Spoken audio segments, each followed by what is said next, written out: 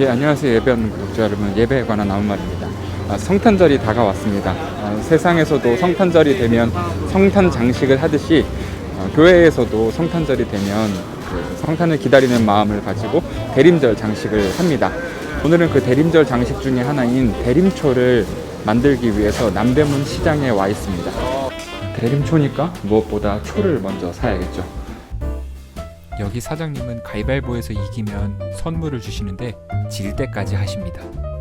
꽃시장입니다. 여기서 대림초를 만들기 위한 장식들, 식물들을 좀 사볼 예정입니다. 꽃시장은 주변 가게들보다 일찍 문을 닫습니다. 그래서 꽃을 사시려면 일찍 가셔야 됩니다. 이제 필요한 모든 것을 다 샀다는 이야기를 하고 있습니다. 바람 소리가 너무 심해서 이렇게 더빙을 하고 있는데요. 마스크를 쓰니까 티도 안 나고 좋은 점도 있네요. 자, 이제 대림초를 만들어 보겠습니다.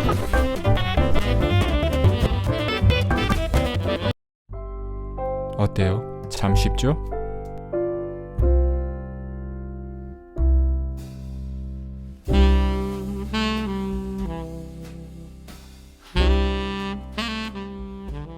예, 안녕하세요. 예배하는 구독자 여러분. 예배에 관한 아무 말입니다.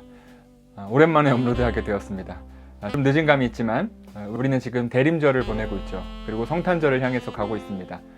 대림절은 성탄절을 앞둔 4주간의 절기입니다. 오늘은 대림절, 그리고 대림초, 그리고 성탄절에 관해서 아무 말 해보도록 하겠습니다.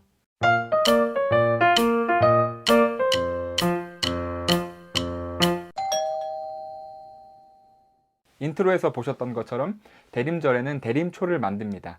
4주간 한 주에 하나씩 촛불을 켜가면서 우리의 마음을 새롭게 하고 또 우리의 소망을 더해가는 시간들을 갖죠. 그런데 이 대림초를 만드는 데 있어서 여러 가지 선택 사항들이 있습니다. 먼저 일렬로 세워 놓을지 혹은 동그랗게 만들어 놓을지 배치에 관한 문제가 있고요.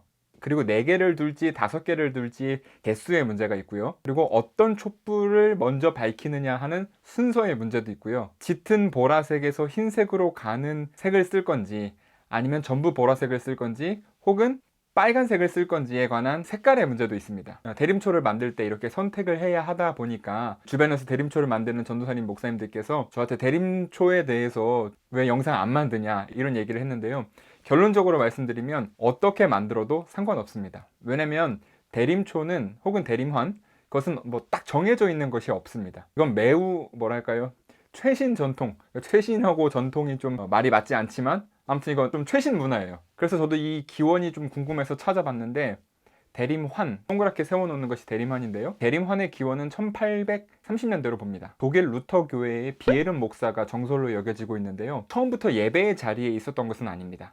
비에른이 운영하는 무위탁 청소년 기숙학교에 대림절을 맞아서 매일 하나씩 촛불을 켜놓는 장식을 만들어 놨었다고 합니다. 매일 켰으니까 지금보다 훨씬 많은 초가 있었겠죠. 하나하나 불이 켜지는 것을 보면서 아이들이 예수님 언제 오세요? 라고 물어봤다고 합니다. 그리고 이것이 1860년대 초에 초 4개로 변화가 되었고 독일 개신교회, 루터교죠. 루터교를 통해서 확산되었다고 합니다.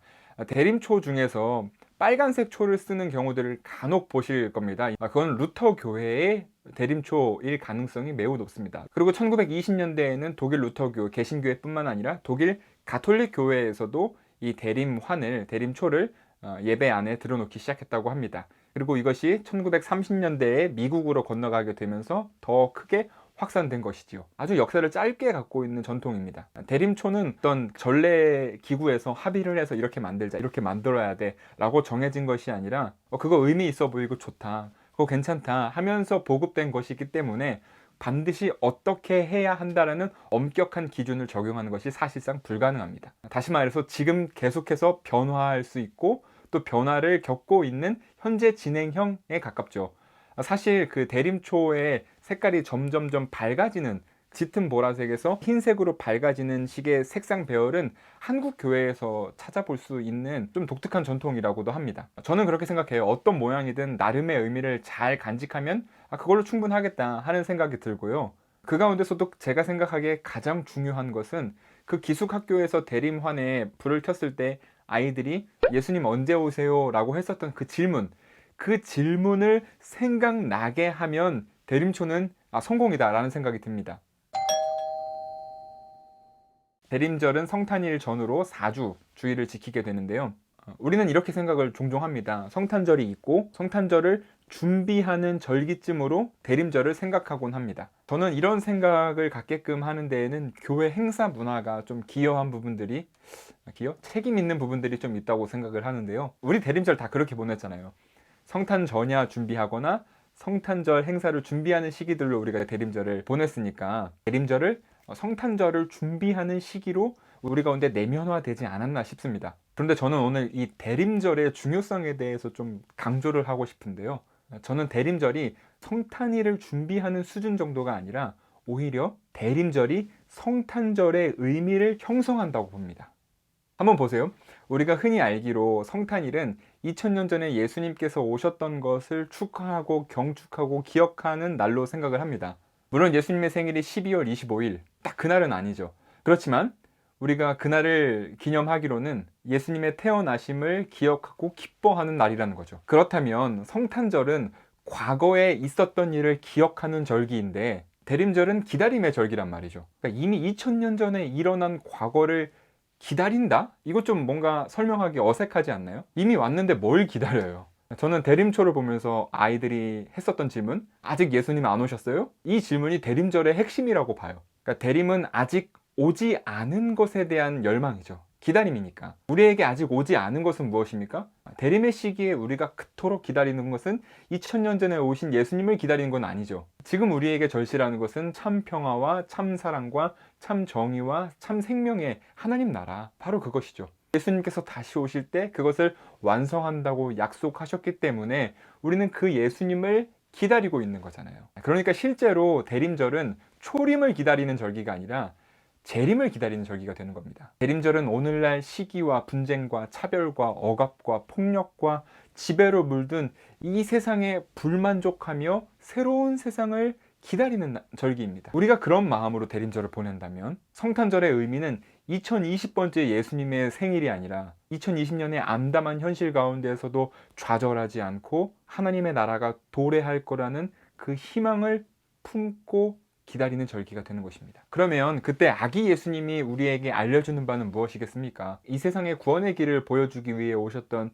예수님은 말 밥그릇에 아주 연약한 몸으로 오셨습니다. 갓 태어난 아기의 그 뽀송뽀송한 살갗으로 부딪혀야 했던 싸늘하고 고약하고 차갑고 거친 그 말밥통, 그 처량한 신세가 예수님께서 오늘 계신 곳, 그리고 다시 오실 곳을 알려주는 스포일러 아닌가 싶습니다.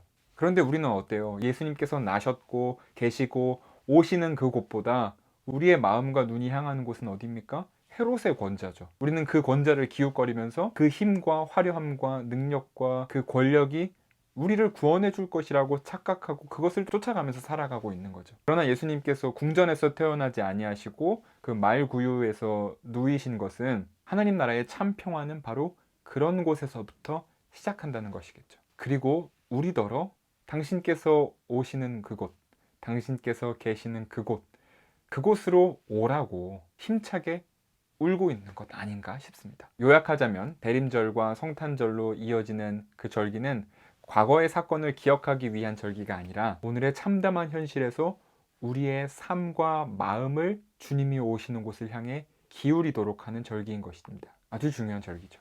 성탄의 절기를 보내는 여러 방법들이 있습니다. 제가 오늘 여러분들께 한 가지를 좀 소개하고 싶은데요. 고난받는 이들과 함께하는 성탄절 연합예배입니다. 약 20여 년 동안 우리 사회의 아픔과 또 문제들을 끌어안으면서 함께 예배하고 기도했던 그런 운동인데요. 전쟁, 노동, 개발, 차별, 인권, 안전 등 우리 세상의 어두운 자리들을 주목하면서 평화와 정의를 구하고 주님의 오심을 기다리고 환영하는 자리입니다. 저도 몇 해 전부터 성탄일에 교회에서 성탄일 예배를 마치고 나서 광화문으로 발걸음을 향해서 이 예배에 참석하곤 했는데요. 올해는 세월호 가족들과 함께 예배를 드립니다. 그런데 코로나19로 인해서 모여서 예배를 드리지는 않고요. 온라인 예배로 드립니다. 12월 24일 10시 예수님께서 나신 그 밤이죠. 기독교 방송 CBS에서 중계가 됩니다.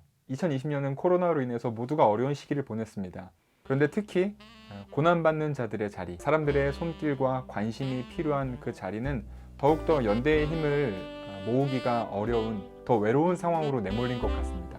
함께 마음 모아주시고 예배해 주시면서 예수님께서 나타나셨고 또 다시 오시는 그곳으로 우리의 마음을 향하는 그런 성탄절기를 보내면 참 좋겠다 싶습니다.